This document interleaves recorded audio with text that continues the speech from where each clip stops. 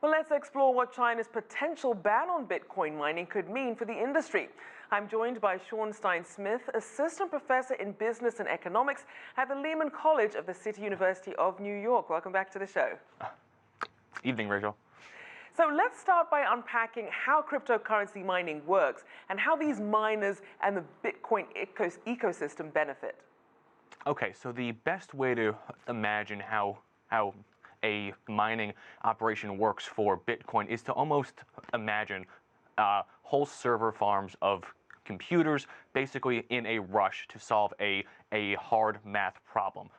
And the first computer or server to actually solve that math problem or puzzle earns that next coin. Now, as you had pointed out earlier, all of this consumes a tremendous amount of power, hardware, software, and individuals, which could otherwise be put to use in other business activities. So then what's the impact on the global Bitcoin market if China does decide to ban cryptocurrency mining? I would say that really taking into account that the Chinese market for mining is between half and 80% of total mining overall, a cut or a tweak or a edit to how the mining operations actually can operate in China would probably have a positive impact on prices overall. Now, we know that the government wants to ban it, and it's already banned several Bitcoin trading platforms. Talk about some of the biggest concerns that China has with the industry. I would say that their top concerns are really that these enterprises are not always operating in compliance with the oversight rules and guidelines issued. And also there is an opportunity for investors and for individuals to be harmed by unethical actors. And then third, it all comes back to that power consumption conversation, really. All of this power and energy could be otherwise used in other enterprises. And obviously we see other countries doing their own Bitcoin mining. So what are these other nations doing in terms of regulations surrounding Bitcoin? I would say that really it's a whole range of options right now. There are countries on the one end who are very forward-thinking and are embracing Bitcoin mining, all the rest, and there are other countries that are playing a wait and sort of evaluate game right now. So as this market is essentially kind of shifting and regulators are trying to keep pace, let's talk about the outlook for Bitcoin prices. Some people say that it's already touched the bottom, some say it could go further, and others think it's going to hit $20,000. What's your prediction, and what are you factoring in? There are always bulls and bears in every asset class and in every industry.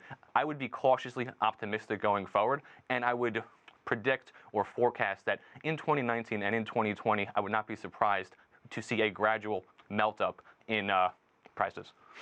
And what do you think would propel Bitcoin and other cryptocurrencies to be more widely accepted for not just countries, but consumers and businesses who are still a little bit wary?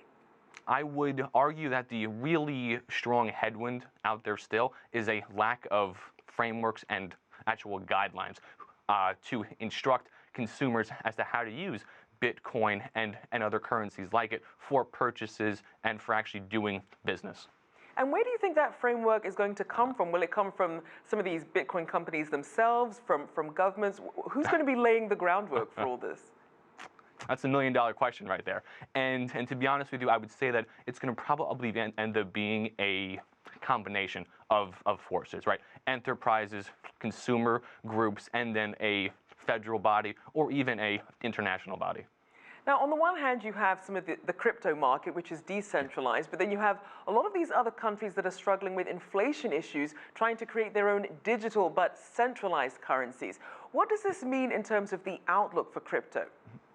I would say that really as more and more options enter into the marketplace, it will leave the market in a more tangible and more business-oriented position, right? Because as these other options enter the marketplace, if an option or alternative is poorly executed, poorly operated, or is not working well, it's going to fade away. All right, thank you as always. Sean Stein Smith there from the Lehmen College of City University of New York.